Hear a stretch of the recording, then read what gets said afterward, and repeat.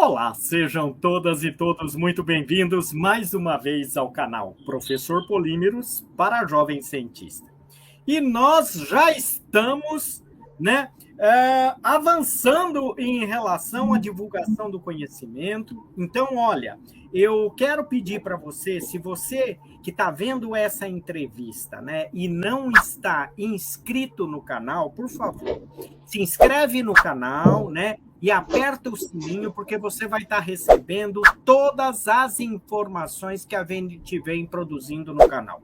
Lembrando que a gente aqui faz divulgação científica. E caso você não escute no YouTube, pode nos acompanhar no podcast, nas plataformas Anchor, Spotify, Apple e Google Podcast. Bom, eu fiz um monte de propaganda e eu queria só lembrar vocês que depois de uma conversa de como escrever um artigo, qualizar, que eu conversei com o Pedro Henrique Santos, que foi uma conversa bastante interessante, onde o Pedro deu várias dicas, de como escrever um artigo classificado pela CAPES, de qualizar.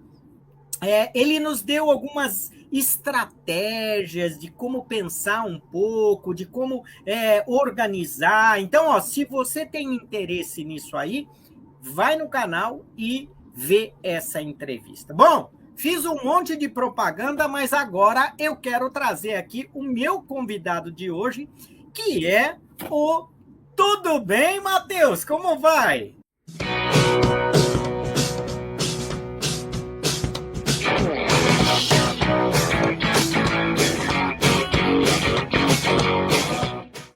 Olá, tudo bem, professor Dorival? Como está? Eu estou ótimo. Nossa, hoje eu estou mais feliz porque nós vamos falar sobre remediação de áreas com derramamento de óleos. Eu sei que esse tema é bastante triste, mas eu acho que a gente tem que começar a conversar, fazer um diálogo, E como nosso objetivo aqui no canal é fazer, essa divulgação científica, eu estou muito satisfeito pela que você está aqui presente, Então, meu muito obrigado, viu? Eu também agradeço pelo convite. Muito obrigado, Dorival. É um prazer estar aqui. Olha, eu sei que muita gente te conhece, mas eu quero, como de praxe, apresentar você. O Matheus Vinícius Gregori Zimmermann, ele é graduado em Tecnologia de Polímeros pela Universidade de Caxias do Sul, mestre em Engenharia de Processos e Tecnologia pela mesma universidade, fez seu doutorado na pós-graduação em Engenharia de Minas, Metalúrgica e Materiais pela URGS, e possui uma experiência industrial e acadêmica nas áreas de engenharia, processos e conformação de materiais poliméricos.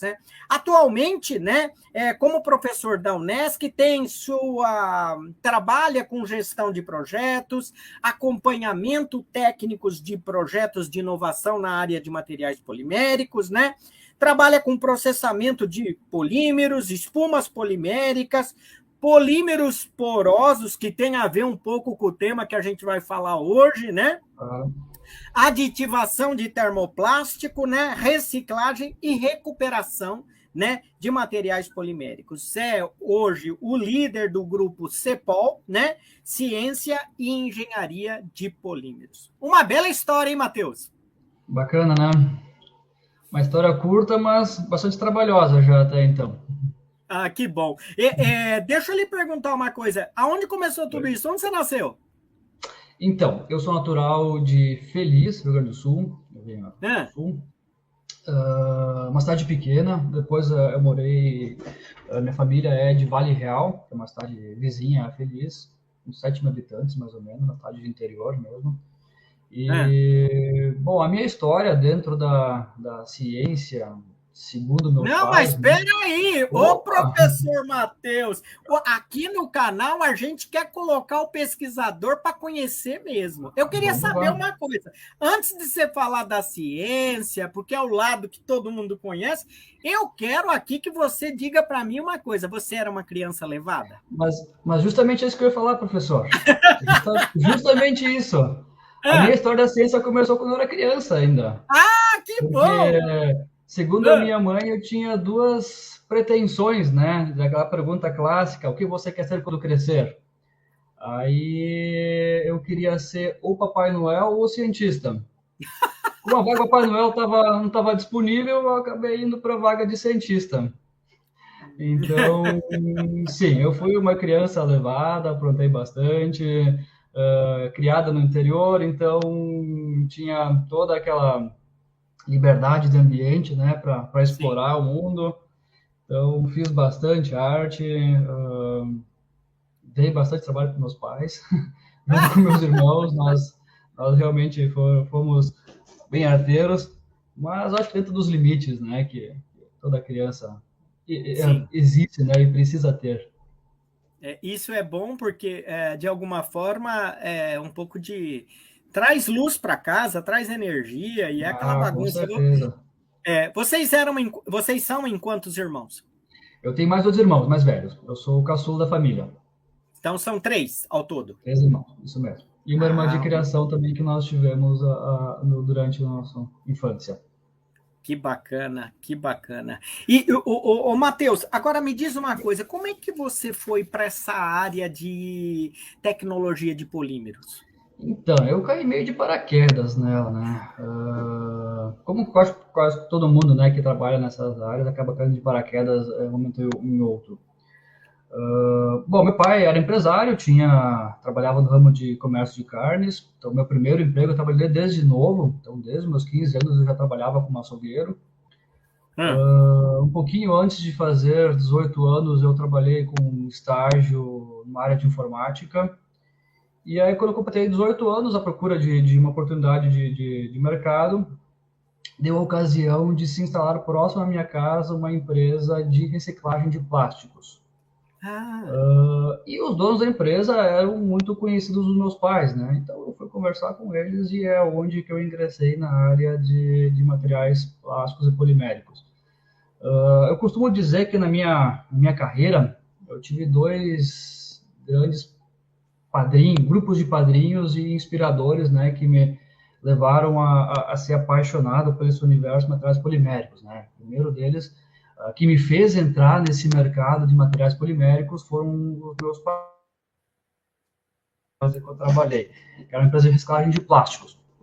Era uma empresa que trabalhava com terceirização de reciclagem de resíduos industriais. Então, naquela empresa, eu trabalhava com diversos materiais diferentes, processos mecânicos de extrusão, entre outros, né, aplicados à reciclagem de materiais. E eu entrei como secretário na época, né? 18 tá. anos, sem experiência nenhuma no mercado de trabalho, então eu entrei como secretário para atender o escritório da empresa. E aí a empresa foi se desenvolvendo, foi tendo a necessidade, né, de buscar um aperfeiçoamento tecnológico em função dos processos que existiam. E aí os meus patrões na época, né, o dono da empresa, a Roberta e o Carlos, a quem até hoje eu tenho uma eterna gratidão, são grandes amigos que eu costumo levar e sempre menciono eles em várias oportunidades, foram fundamentais para essa meu interesse na área de polímeros, porque eles me incentivavam muito em buscar conhecimento, em buscar aperfeiçoamento, cursos, né, de formação em polímeros. E na época eu cursava engenharia de produção, foi a graduação que eu estava inserido, a primeira graduação que eu me inseri. E aí, por uma insistência, até por um convite deles, eles me sugeriram fazer um curso técnico de plásticos. Eu Tá. disse, técnico de plásticos não era bem o meu interesse no momento, né? E foi aí que eu encontrei o curso de tecnólogo, que era um curso superior, em Caxias do Sul, na UX, né? No estado de Caxias do Sul, onde eu troquei a engenharia de produção para o tecnólogo de polímeros. Legal. E a partir desse momento aqui que eu comecei a ter, vamos dizer assim, que abriu o mercado para essa linha de materiais, me apaixonei por ela, né? Então busquei bastante especialização também fora da UFSC, em cursos externos. E, bom, então, trabalhando na reciclagem, fazendo curso de polímeros, surgiu uma outra oportunidade de emprego, de trabalho, para trabalhar com espumas poliméricas, né? Isso já ao final da minha graduação. Tá. Então eu troquei de empresa, fui para uma outra empresa que acabou até não dando muito certo, não fiquei um período muito longo naquela empresa, mas foi aonde que despertou a minha curiosidade pelas espumas poliméricas. E que tem a ver com o tema, que a gente vai falar hoje, com certeza, né? É uma das minhas principais linhas de pesquisa. Sofri muito para trabalhar com espumas, porque realmente é um processo difícil de trabalhar. Então, naquele período, quando eu estava fazendo TCC, no último semestre da tecnólogo de polímeros, foi quando eu conheci, não quando eu conheci, né, mas quando eu me aproximei um pouco mais do professor Ademir Zattera, de Caxias, que você deve conhecer bem também, né? E ele foi o meu segundo padrinho nessa linha de pesquisas de materiais poliméricos, né? Então, após algumas conversas com o professor Ademir, nós elegemos um tema para a TCC em trabalhar com espumas de PLA e fazer passiva biodegradação. Tá. Isso em nem 5 meses, 4 meses e meio, mais ou menos, de tempo disponível para desenvolver uma espuma e avaliar a degradação dela. Foi uma loucura, basicamente, né? Quase morri naquele semestre, porque só estabilizar a espuma de PLA já é um desafio gigantesco, né? E ainda conseguir avaliar a biodegradação dela num período de tempo curto foi realmente um desafio grande. E é legal isso que você está falando, né? Para a gente trazer aqui para o jovem, né, cientista que nos ouve, porque muitos, né, dos alunos que, quando vão fazer o seu TCC, né, o trabalho de conclusão de curso, né, eles ficam muito nervosos e é muito corrido, porque a gente sabe que o volume de trabalho, e além disso, tem que tentar escrever, né, que claro, o pessoal às vezes tem alguma dificuldade, então tem que fazer isso com uma certa tranquilidade, fazer, reler e assim por diante. É muito legal isso que você está falando, viu, Matheus? Bacana, né? Não, e pior que a minha história com as espumas não terminou por aqui, não. Depois do TCC, eu jurei, nunca mais quero trabalhar com espumas na minha vida. Chega, é muito difícil, não quero mais saber de espuma, né? Eu não consigo estabilizar o material, elas são temperamentais, né? Porque um dia você faz o processo, dá certo, outro dia você vai repetir, não dá certo. Então, conseguir entender esse mecanismo de expansão, ela é bem complexa. Entrei no mestrado, o que eu fui trabalhar? Com espumas. Aí foi trabalhar com espumas de EVA, né? A princípio era para ser um projeto com compósitos que acabou evoluindo para um compósito expandido, que nada mais é que uma espuma reforçada. Também foi bastante difícil, né? Mudamos a matriz polimérica, entramos para uma matriz à base de termoplástico, depois reticulada para o EVA, para uma aplicação bastante baseada em calçadista, né? Solados. Sim. Tá. Bom, acabou o mestrado, eu tirei. Nunca mais quero trabalhar com espumas, né? É muito difícil esse processo. Ter doutorado, o que foi trabalhar com doutorado? Espumas. De novo, né?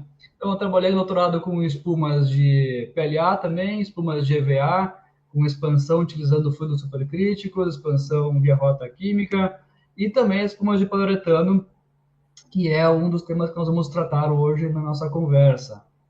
Legal. Então, muito. Aí depois de todo esse histórico de espumas, eu me convenci que realmente não. É o meu destino. A espuma veio... E eu vou precisar seguir com esse tema na minha carreira, porque não adianta. Estou vinculado a ele. Ô, Matheus, vamos procurar ficar bem centrado aqui no vídeo para que a gente possa depois ter isso, legal. Agora me diz uma coisa, pelo que eu vi, então você foi sorvido pela espuma, né? Foi. E não teve jeito. Eu acho que isso... Não tive jeito, não tive escolha. Isso foi uma obra do destino que me fez trabalhar com materiais porosos. Depois até fiz um período de pós-doc que eu também trabalhei com materiais porosos, mas daí eu entrei numa linha mais de aerogéis, que também, na verdade, tem os mesmos princípios, né, de porosidade, do mais espuma. Então, continuei seguindo nessa linha de materiais porosos. Uhum. Matheus, eu sei que a gente vai falar hoje sobre remediação de áreas com derramamento de óleos, né? É lógico que a gente pode pensar também em petróleo, com um monte de coisa. Agora, eu queria que você me falasse, assim, de uma forma bem simples, até porque no canal aqui a gente quer trazer o conhecimento de forma leve, isso não é uma aula, né? O que vem a ser remediação? Então, de maneira bem simples, contextualizando, remediação é recuperar, é despoluir, vamos dizer, descontaminar uma área que foi afetada por alguma ação externa, por derramamento ou por vazamento de óleos e seus derivados, né, nesse ambiente. Sabemos que, vamos dizer, o óleo, né, e o petróleo, seus derivados em geral, eles trazem consequências desastrosas ao ambiente, ao ecossistema, à saúde humana, riscos de contaminação, economia de recursos financeiros e gestão de recursos não renováveis, como é o caso do petróleo, e que precisam também ser, vamos dizer assim, de certa forma, despoluídos quando descartados de forma inadequada em um ambiente, né? Então, remediar é todo esse conjunto, o complexo de conjuntos de processos que envolve a parte de despoluir um ambiente afetado, né? Falando de maneira bem simples. Bem simples, né? Agora, óbvio que, então, passa por um processo de remoção, passa por um processo, eventualmente, de colocar alguns compostos, né, para que haja a eliminação do contaminante. Então, a gente percebe que, inclusive, quando se coloca algum micro-organismo, se fala em biorremediação, é isso, né? Exato, a biorremediação... A biorremediação é um processo, então, que tem micro-organismos que são utilizados como uma forma de acelerar, né, e transformar substâncias complexas, derivados do petróleo, em substâncias mais simples, né, que possam depois ser menos tóxicas ao ambiente e às espécies que neles estão habitando. Tá. Matheus, agora é óbvio que quando a gente fala, então, né, de remediação de áreas com derramamento de óleos, a gente fica pensando assim, todo mundo sabe, teve vários eventos e normalmente a gente fica um pouco mais sensível quando a mídia mostra determinadas áreas extremamente, aconteceu em Pernambuco, e vários outros que muitas vezes não são divulgados, né? Agora, eu queria te perguntar uma coisa, né? Esses desastres ambientais, eles ocorrem com muita frequência? Sim, acontece. O Brasil tem um histórico de diversos casos, né, de derramamento e vazamento de óleo, alguns com maiores, alguns com menores proporções, obviamente, né?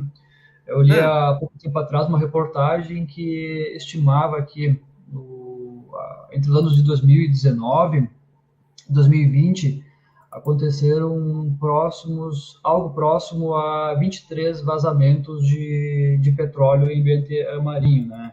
Que dava um total de mais ou menos 631 metros cúbicos de petróleo que foram derramados nesses 2 anos. Peraí, repete, por favor. 23 acidentes, é isso? Acidentes que foram de conhecimento, né? De conhecimento. Muitos desses vazamentos acontecem e nós não temos nem conhecimento por acontecer em regiões que não são visíveis à grande população, no geral. Então, eles acabam passando despercebidos, né? Se ele não chegar, muitas vezes, até a região costeira das praias, ou alguém conseguir detectar essas manchas de óleo no mar, muitas vezes ele não é nem computado na estatística de vazamentos de petróleo.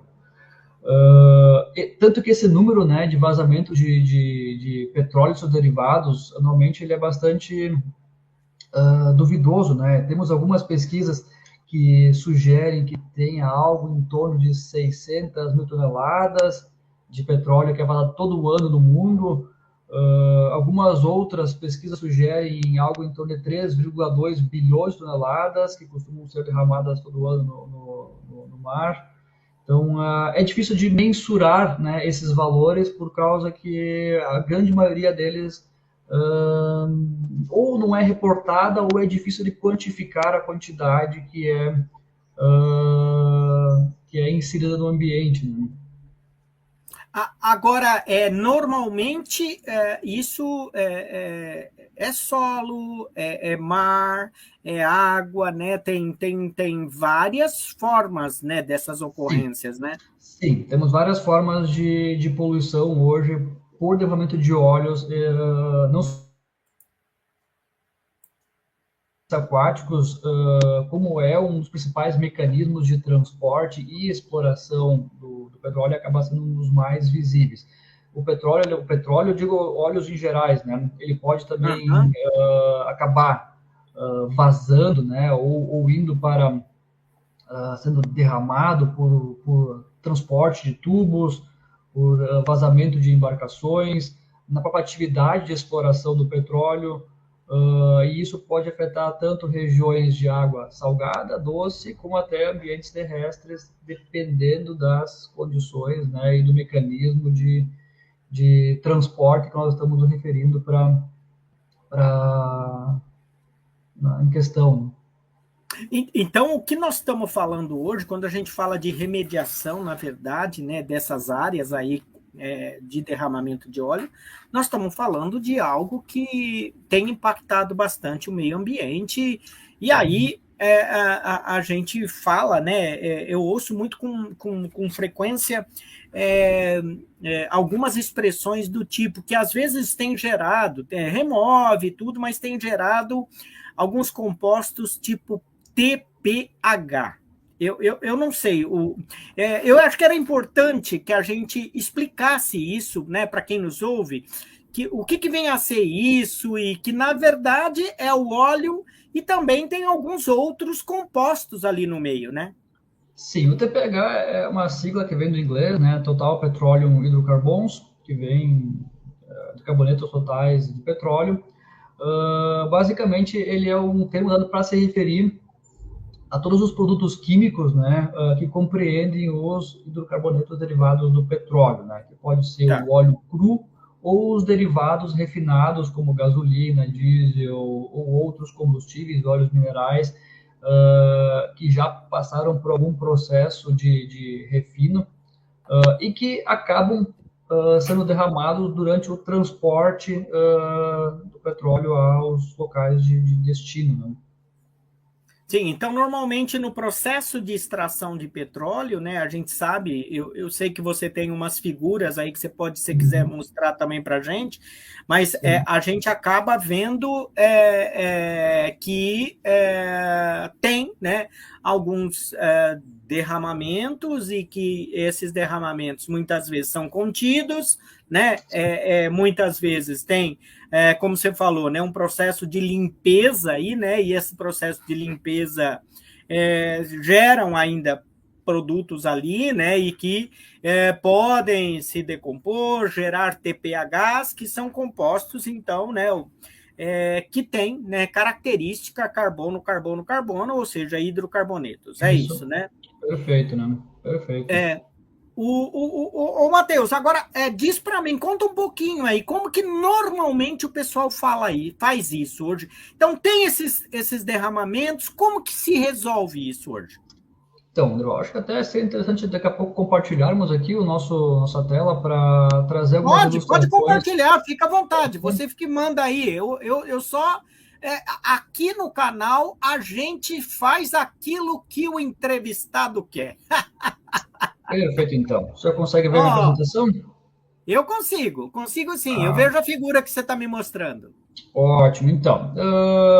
Hoje, para conseguir remediar, recuperar uma área degradada, é necessário utilizar uma série de diversos processos, né? Nenhum desses processos de forma individual é 100% eficiente para você recuperar e remediar uma área que foi afetada por dano de óleo, né?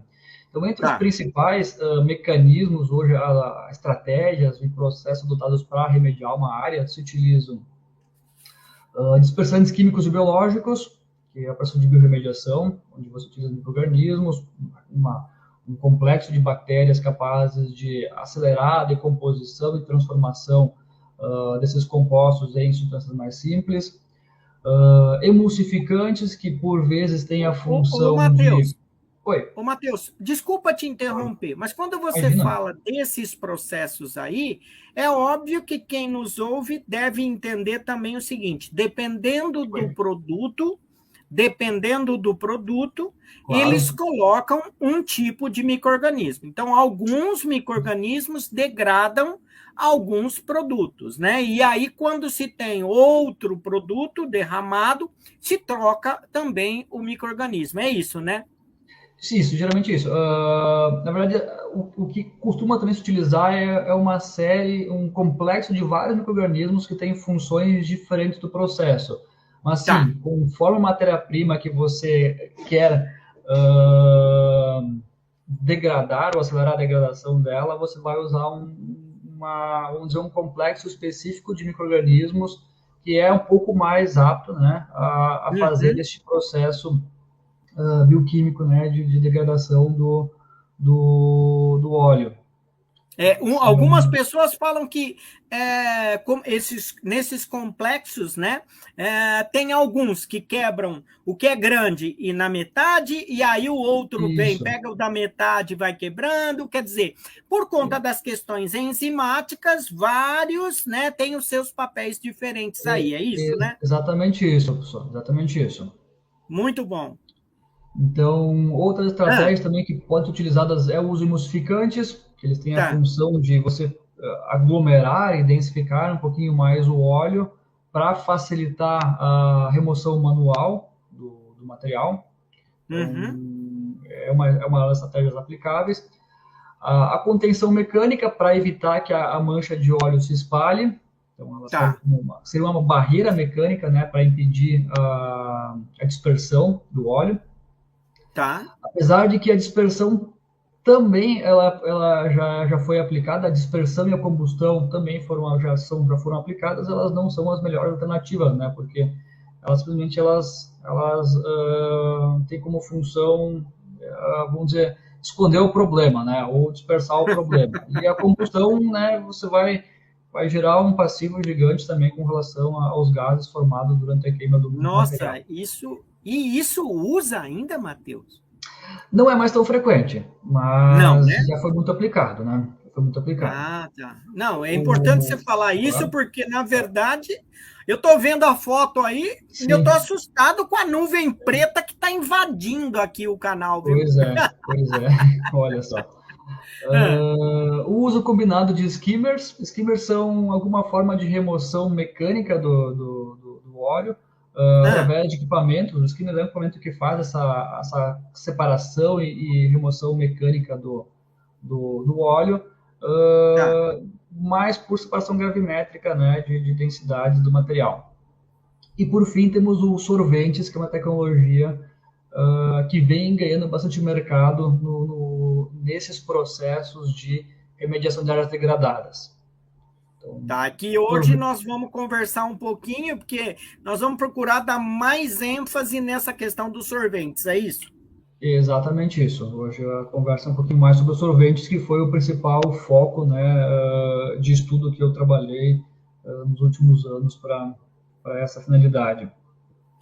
Agora, Matheus, quando eu penso num solvente, na verdade, eu queria entender um pouquinho, qual que é o requisito que a gente tem que ter para um bom solvente?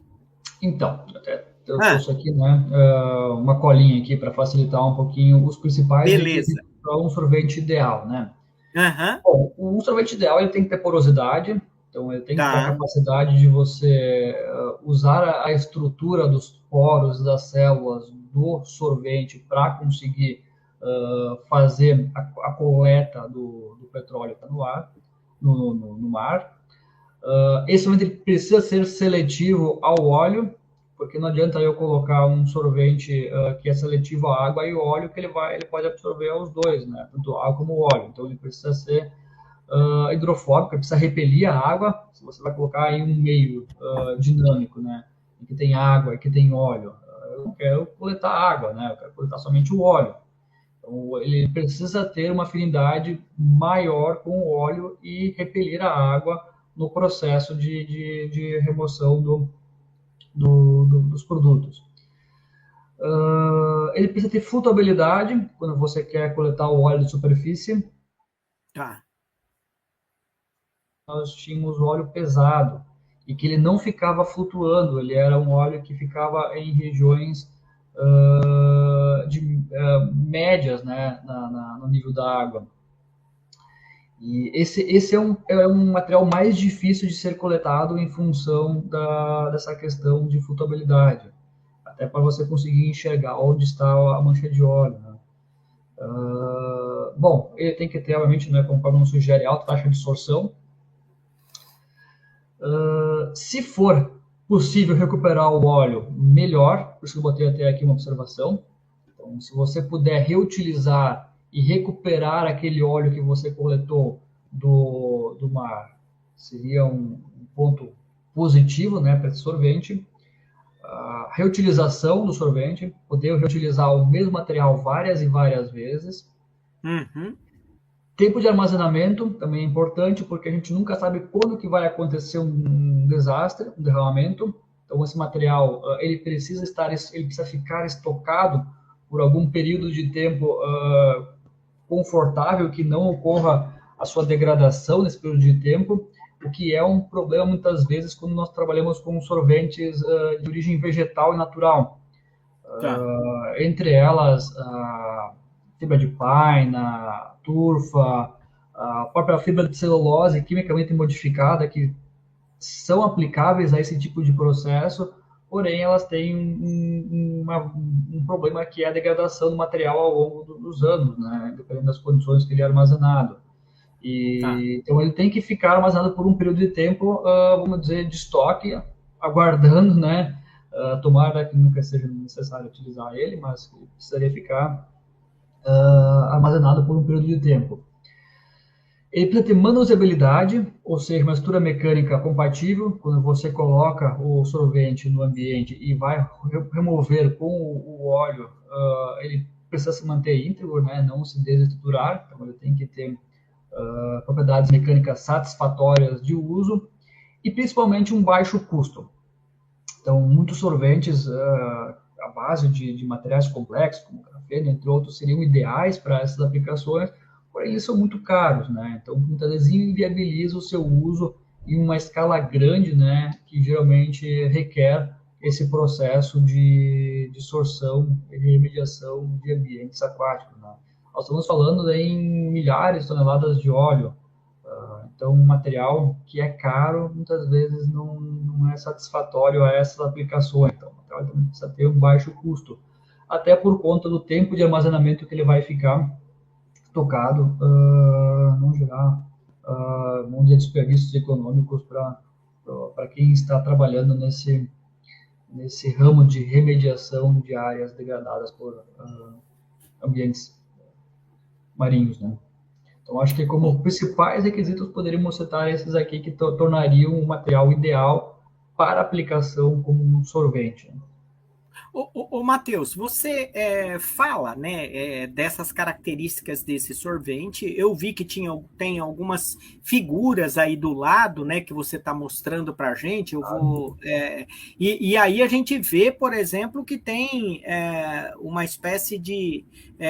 são 4 imagens à direita, né, que você está nos mostrando, né? O que esse material é o utilizado, primeira, como que é?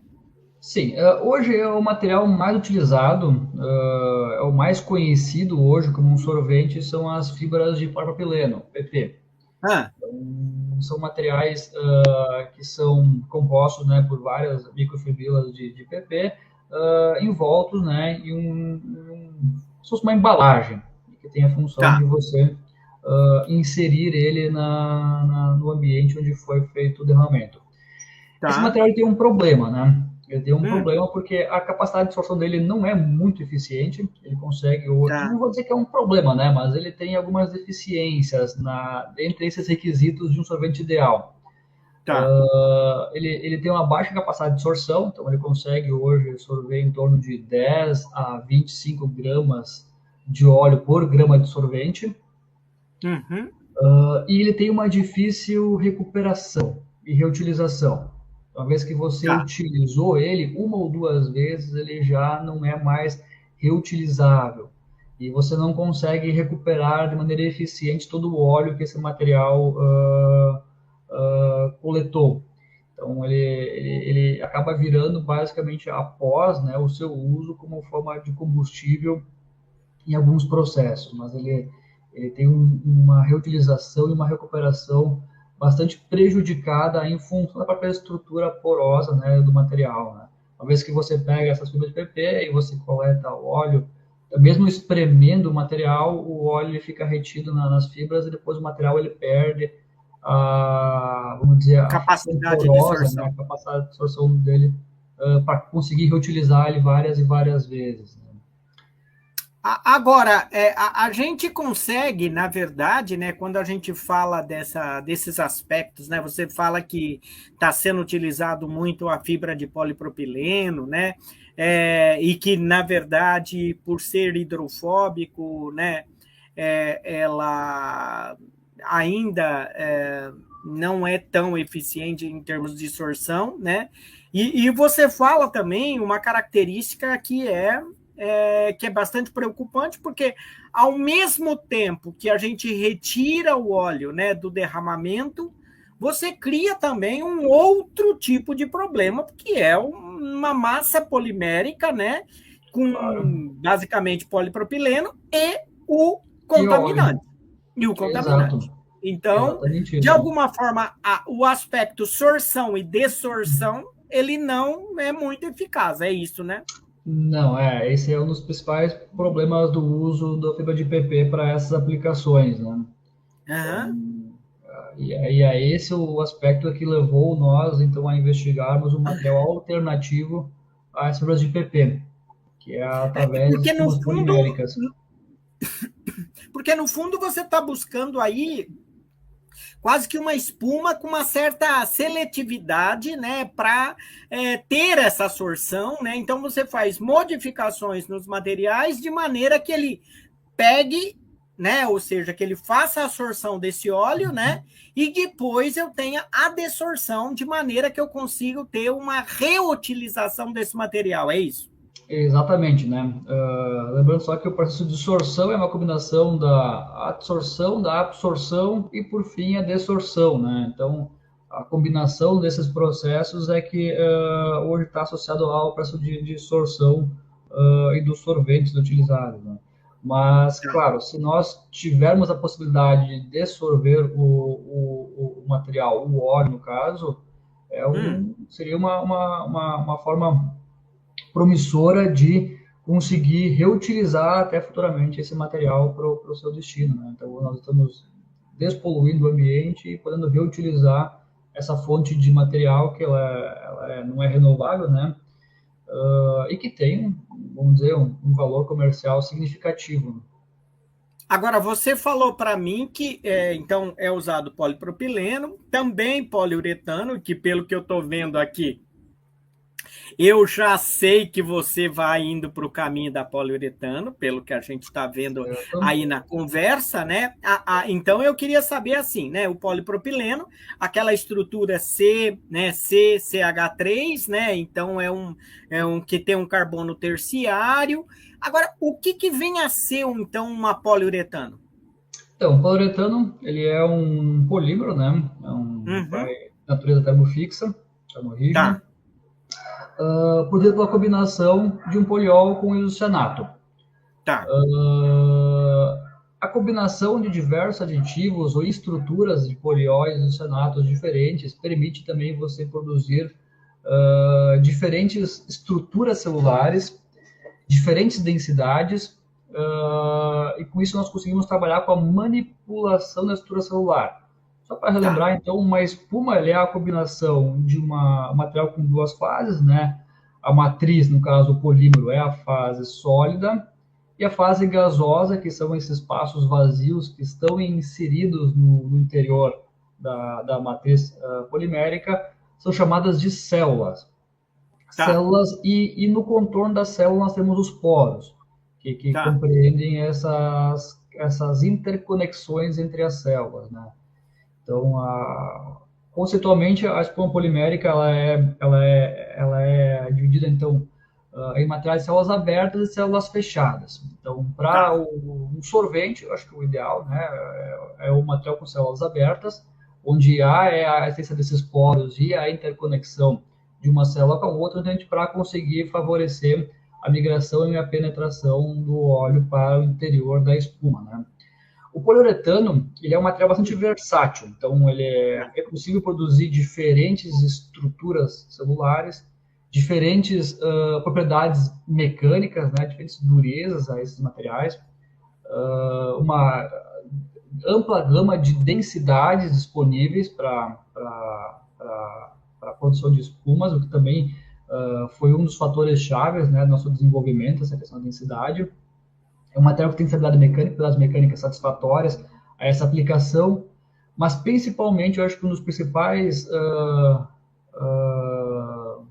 requisitos, né, que torna o poliuretano um material promissor, ideal para essa aplicação como sorvente, é a capacidade de reutilização desse material após vários ciclos, né, de uso. Então, você utiliza o poliuretano, espreme, né, a espuma, remove todo o óleo que tem nela e pode reutilizá-la várias e várias vezes, porque ela consegue ter a memória, né, de manter a estrutura celular intacta por uma quantidade grande de ciclos, né? Então o material ele consegue se manter estável ao longo de vários ciclos de processamento de coleta e desorção. Bom, então você está me dizendo que você consegue, então, ter essas estruturas, né, com poros mais interconectados, né, de maneira que você possa estar controlando, vamos dizer assim, essa abertura do poro, né, por meio, né, de um processo reacional, onde você tem, né, o poliol e o pré-polímero, na verdade, o isocianato e o grupo hidroxila de um lado e o grupo o NCO, né, do outro, né? E aí, quando você, dependendo do grau de reticulação, ou seja, da relação NCO-H, você está me mostrando que tem densidade diferente, tamanho de poro diferente, e aí você consegue alterar esses componentes e obter produtos diferentes que vai estar resolvendo esse problema em relação aos processos de sorção aí. É muito legal isso que você está falando. Justamente... Agora, pode falar, Matheus, perdão. Não, eu ia só até comentar essa parte de estrutura celular, que ela foi muito importante no nosso desenvolvimento, porque temos diferentes tipos de óleos que estão associados a derramamento em ambientes marinhos, né? O petróleo, óleos mais viscosos, o próprio diesel e gasolina, que são óleos mais finos, e a estrutura celular da espuma, ela tem uma influência grande na capacidade de sorção. Por quê?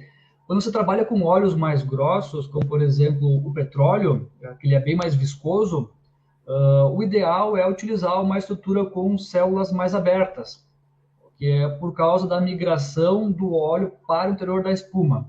Então, como ele tem uma viscosidade maior, que é mais difícil o óleo conseguir penetrar na espuma, é favorável você utilizar células grandes e vamos dizer, não incentivar, né, mas aprimorar o processo de absorção, que é a retenção do óleo dentro da estrutura da espuma. Agora, quando você tem óleos mais finos, como, por exemplo, diesel ou gasolina, uma espuma com células menores e com maior área física, né, maior massa de polímero, e que facilita o processo de absorção, que é a retenção do óleo na superfície sólida do sorvente, é mais favorável. Então, o óleo mais fino, como ele escoa mais facilmente para fora do sorvente, ele tem um processo de desorção favorecido, quanto mais óleo ficar retido na superfície, maior vai ser a eficiência do seu uso. Então, essa manipulação de estruturas da espuma por densidades e tamanho de células, ela tem uma relação direta com relação ao tipo de óleo que você gostaria de coletar, entre óleos mais viscosos ou menos viscosos, que eventualmente pode estar no ambiente marinho. Né? Então, é uma importante relação Mateus, que tem. Isso que você fala é muito importante, porque, de alguma forma, então, vamos imaginar que quando a empresa que vai cuidar dessa remediação, né, ela deve ter, então, vários tipos de espumas.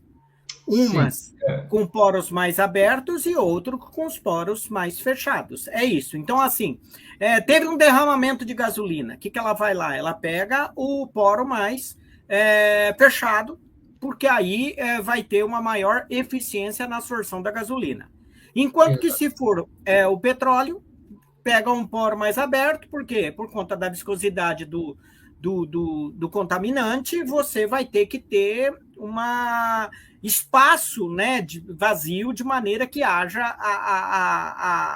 a difusão, né, do material para dentro do sorvente. É isso, né?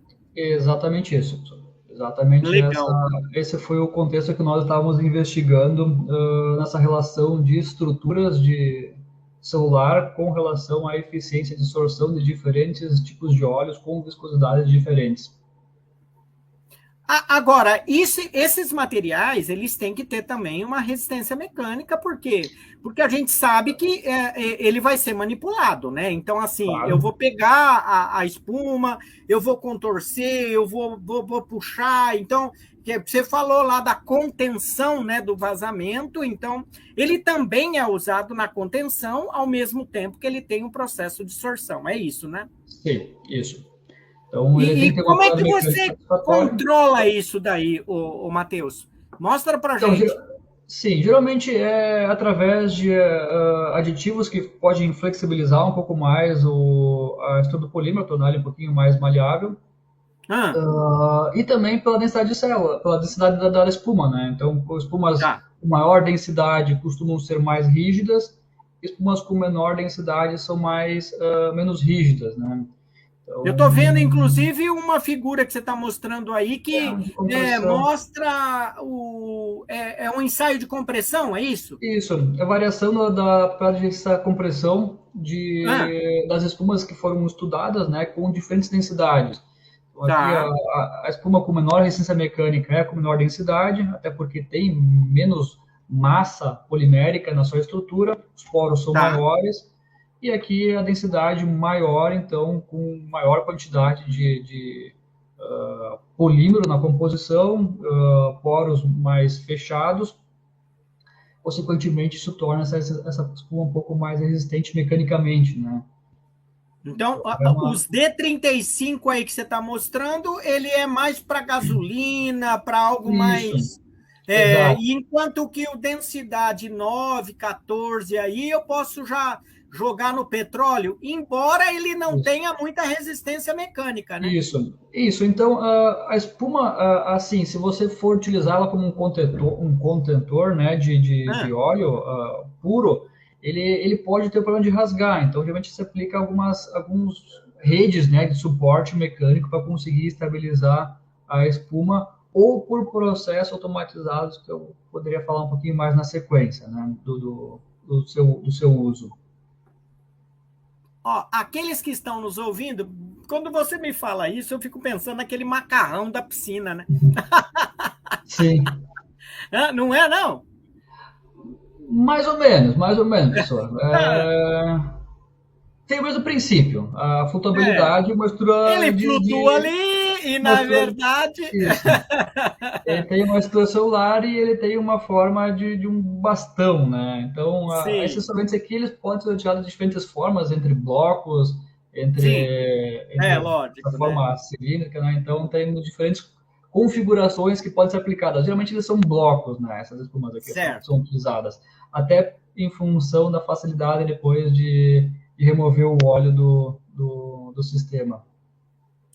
Agora, você então trabalha muito com a questão da modificação superficial também dessas espumas, buscando, na verdade, ter um aumento desse processo aí de sorção, então, é isso? Né? Exatamente isso, porque o poliuretano em si, ele é uma molécula bifuncional, né? Ele tem grupos polares e apolares. É o caso de você pegar a esponja da sua casa para lavar a louça, você vai ver que ela vai tanto absorver a água como vai absorver o óleo que você está eventualmente querendo remover da louça, né? Então, naturalmente, o poliuretano não é um material indicado para ser seletivo somente ao óleo, né? Então, uma das necessidades de usar o poliuretano para essa aplicação é modificar a natureza seletiva dele e torná-lo um material óleo hidrofóbico, né? Que tem afinidade ao óleo. Eu estou vendo a figura aí que você está mostrando, que é mais escura, né? Essa espuma de PU, é isso? Isso. Então, seria a espuma original. E após o tratamento químico, né? Então, onde nós trabalhamos bastante com vários processos de tratamentos químicos para hidrofobizar e tornar o poliuretano seletivo. Então, o primeiro processo que nós trabalhamos no nosso grupo de pesquisa na época foi através do uso de organocilanos. No material. Então, organocilanos são moléculas também bifuncionais e que tem um grupo que é apolar, né? Que vai ser o grupo reativo com o óleo. Então, foram testados diferentes mecanismos, diferentes composições, né? Eu não trouxe aqui as composições, mas são a base de organocilanos, para modificar a natureza seletiva da espuma de poliuretano. Após alguns estudos também... Oi. Mas me conta uma coisa, na verdade, quando você faz essa modificação, a pergunta que não quer calar você prepara a espuma primeiro e depois modifica, ou você coloca no reagente para preparar a espuma? Não, ela é modificada a espuma. Então, eu preparo a espuma e aí, após, ela é submetida a um tratamento hidrofóbico à base de silanos. Então o silano, na verdade, você dilui ele, como que é? Você mergulha a espuma em algum tipo de sistema? Como que é? Isso, ela é submersa em um sistema de tratamento que tem na sua composição organocilano em meio aquoso, hidrolisado. A espuma ela é removida desse sistema e é exposta a um sistema de cura, que é a etapa de formação da rede dos silanos, né? Então você dissolveu o silano em água, é isso? Isso, em água. Altera o pH, alguma coisa? Não, altera o pH? Diminui o pH para 4, acho que era 4, não estava utilizando, diminui o pH para facilitar o processo. A espuma ela é, então, inserida nesse meio aquoso, ela é mantida, acho que nesse meio por um período de 1 hora, 2 horas, aí você retira ela e põe ela em processo de secagem e cura para estabilizar a composição. Seria como seria um revestimento de toda a fração sólida da espuma, tanto superficial como interna, né, toda a camada de superfície das células, por um tratamento à base de organocilanos. Sim, e aí fica uma coisa que, na verdade, é como se tivesse, né, entumecendo, e aí ele promove um processo reacional, e ele fica naquela superfície que era PU, eu vou ter, então, um COOR ali, né, que é essa estrutura que você está mostrando aí, né? Que é o grupo funcional do silano daí. E aí temos vários tipos de silanos diferentes, cada um com uma estrutura específica, né? E dependendo do R que tiver ali, eu vou ter uma característica diferente, é isso? Exato, exatamente isso. Então, o R pode significar um grupo grande e complexo de possibilidades, né, de meios reativos como o óleo que você gostaria de estudar. Então, você tem tempo de mergulhar nesse tratamento superficial, temperatura, o tempo de secagem para ver se há ou não uma reação. Tem bastante coisa que vocês estudam aí nesse caso, né? Tem.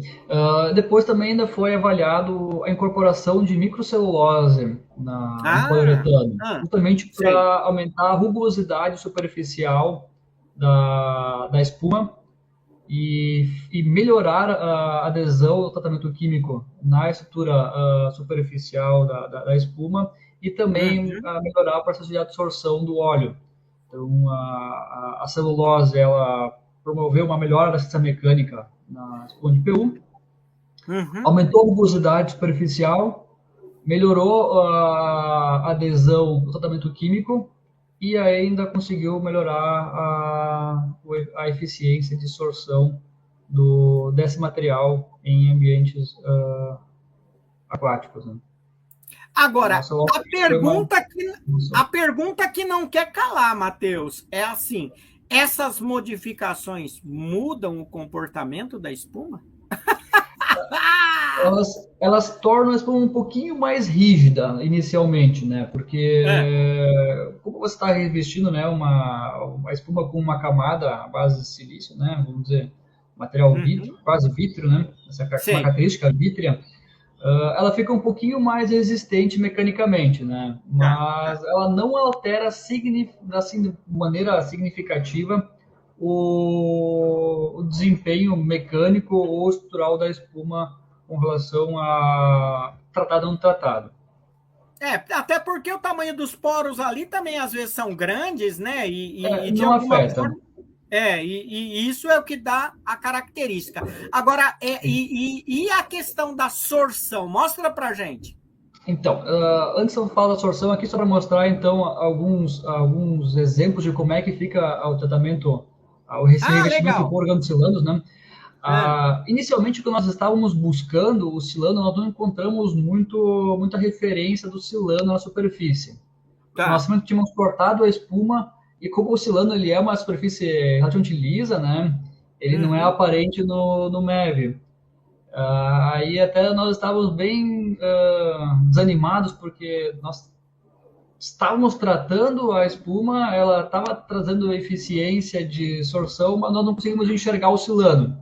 Entendi. Foi até aí que eu tive a ideia de primeiro amassar a espuma, tentar quebrar o material da camada para conseguir enxergar. E daí, quando eu fiz uma pequena amassada na espuma, deu uma pequena compressão nela, que daí dá para ver vamos dizer, a superfície que quebrou, né, na espuma. Então, aqui conseguimos identificar a camada de revestimento do organocilano.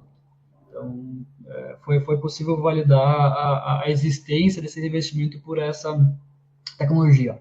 Bom, a primeira modificação que a Sulfa trabalhou foi com os silanos, né? Então, nós conseguimos atingir uma máxima eficiência de sorção, considerando gramas de sorvete por gramas de material coletado, de até 50 vezes, né? Então, 50 gramas de óleo por gramas de amostra.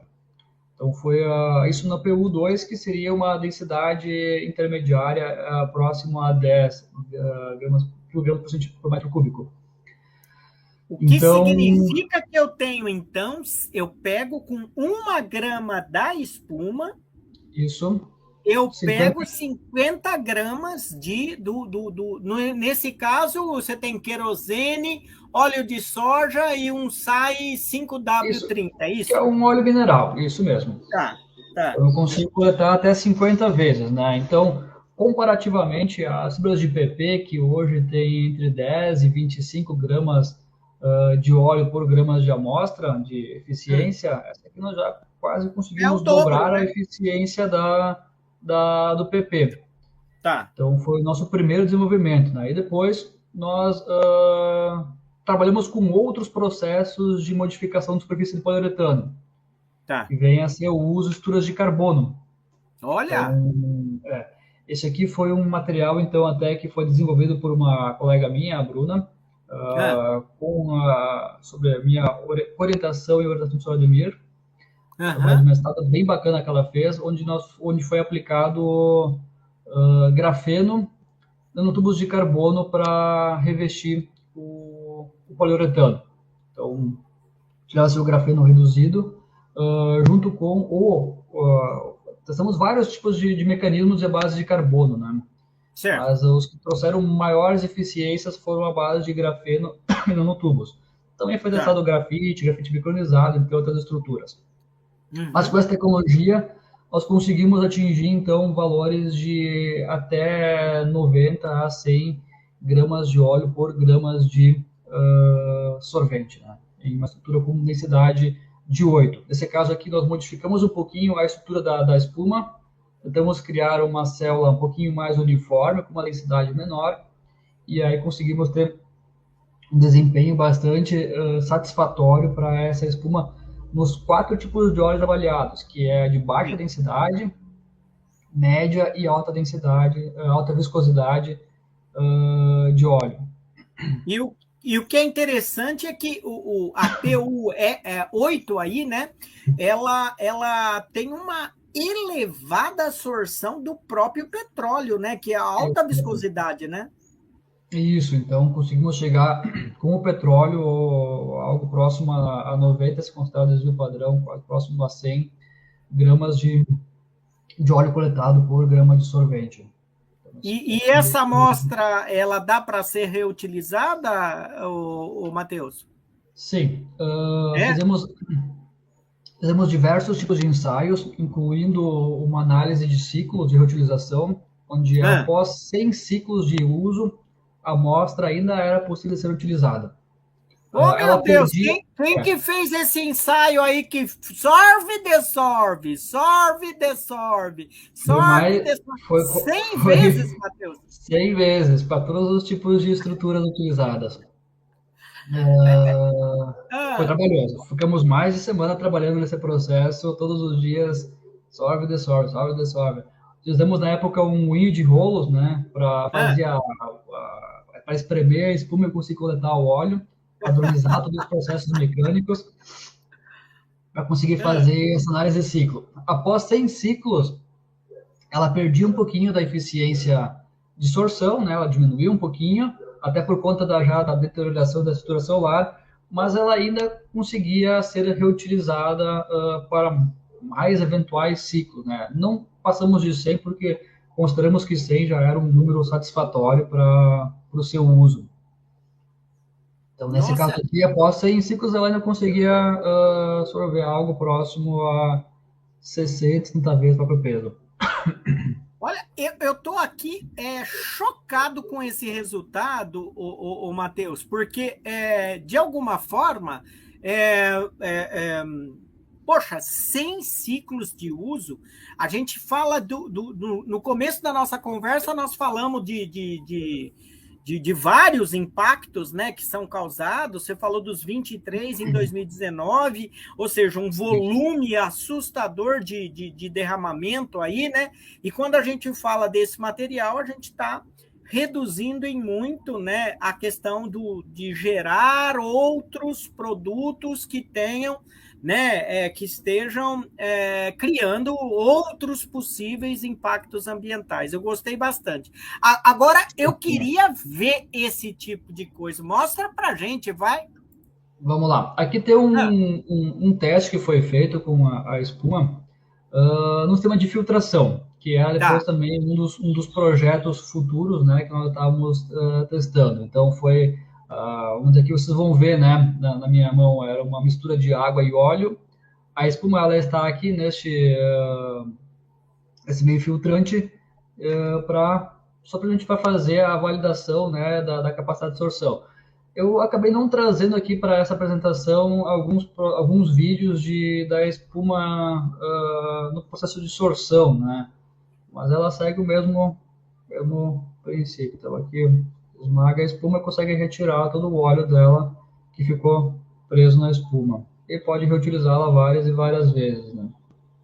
Então, nós estávamos com uma ideia de trabalhar com sistemas de filtração ou de coleta automatizada, né, de óleos, e usar essas espumas com meio filtrante, onde nós poderíamos trabalhar com diferentes densidades, até por questão de conseguir coletar diferentes tipos de óleos, de maior ou menor viscosidade, entre as diferentes densidades da espuma.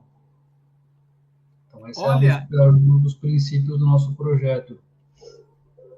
Eu estou aqui chocado, porque a gente consegue ver claramente, né, a eficiência dessa espuma que vocês produziram, né, e que, de fato, né, a gente vê que o material, né, oleoso aí, não sei se foi petróleo ou se foi petróleo, esse caso, eu imaginei que fosse petróleo, porque ele é bem escuro e bem denso, e aí Sim. Você olha, né, que o material reteve tudo na espuma, foi fantástico. E a água não ficou presa na espuma, né? Sabem que tem quase nada de água que ficou retida na espuma. A água, por causa dela, saiu do processo. Eu só fico triste com uma coisa aqui, viu, Matheus? Porque é o seguinte, quando chega em 1 hora de conversa, o professor Polímeros fica aqui, puxa vida, eu trouxe um cara tão importante, ele me mostra resultados, eu vou ter que começar a querer me despedir dele, eu fico muito chateado. Então, olha, Nós já estamos encerrando mesmo, já estamos acabando. Já estamos aqui encerrando, né? Tem que encerrar, porque essa coisa da internet, a gente tem que limitar o tempo. Olha, Matheus, eu sou muito agradecido a você, mas antes de me despedir de você, eu queria fazer o seguinte, eu queria que você deixasse uma mensagem para o jovem cientista ou aquele que vai estar vendo esse vídeo, que eu acho que é fantástico. Por favor, fique à vontade. Então, bom, primeiro eu gostaria de agradecer, né, ao Derval pelo convite, ao professor Polímeros, né, pelo convite de estar aqui conversando. A ciência sempre foi algo que me atraiu, né, desde os tempos de criança. Sempre gostei muito sempre fui muito curioso, né, em entender os princípios das coisas, né. E isso ia casar muito bem com a minha formação hoje, consolidada como professor e pesquisador, que eu ocupo hoje o cargo. Acho que a mensagem, né, que nós podemos trazer é a questão de conseguir influenciar novas pessoas a entrar nesse mercado, que ele é fantástico, né? Assim como eu tive padrinhos, né, que me incentivaram a trabalhar com polímeros ou com ciência no geral, né? Eu tive sempre os meus pais poliméricos, meus padrinhos poliméricos. Eu também gostaria de poder transmitir isso a outras pessoas. Eu acho que, para mim, é muito mais valioso conseguir cativar e conseguir transmitir esse mesmo sentimento que eu tenho para com os polímeros e para com a ciência para outras pessoas, que muitas vezes o reconhecimento por publicação ou um reconhecimento por artigo publicado, uma bolsa, enfim, né?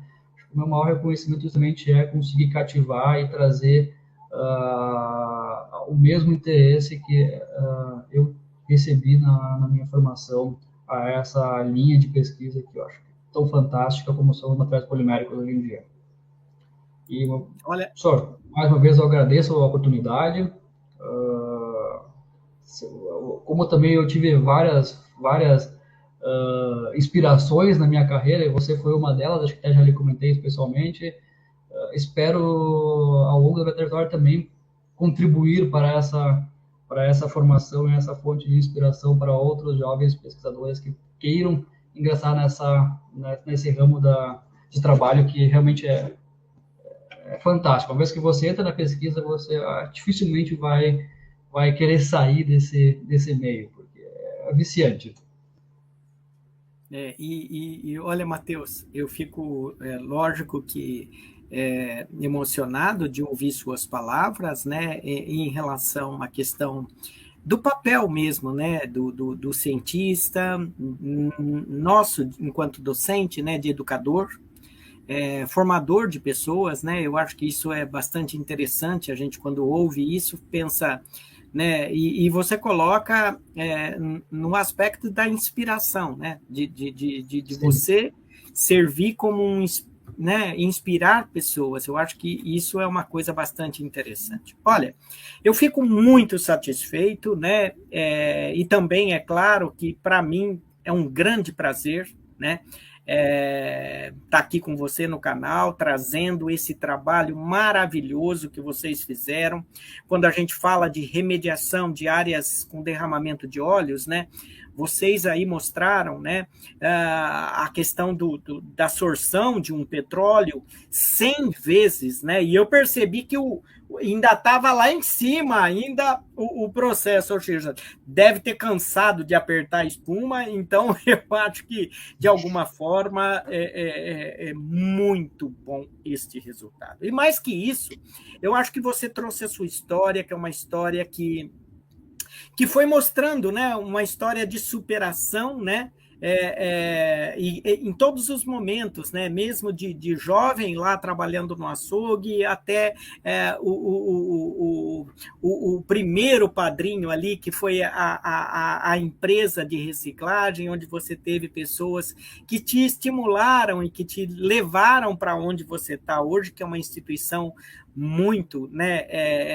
interessante, que é a Unesc, onde eu tive a oportunidade de estar aí te vendo, participando de um encontro. Eu só quero também, então, mais uma vez, te agradecer o fato de você estar aqui no canal Professor Polímeros para Jovem Cientista. E olha, eu quero a cada um de vocês que ainda não se inscreveu no canal, por favor, nos ajudem a fazer divulgação científica. Então, por isso, se inscreve no canal e acompanhe a gente também. Não esquece do Instagram Professor Polímeros, tá bom? A gente já está com mais de 7.000 seguidores e o nosso objetivo é fazer divulgação científica. Por quê? Porque a gente quer valorizar a ciência e a tecnologia, para que a gente possa ter mais oportunidades para os nossos jovens. E a gente está aqui fazendo essa divulgação também para ter contato, né, com o pessoal mais jovem. Então, vejo você no canal Professor Polímeros para Jovem Cientista.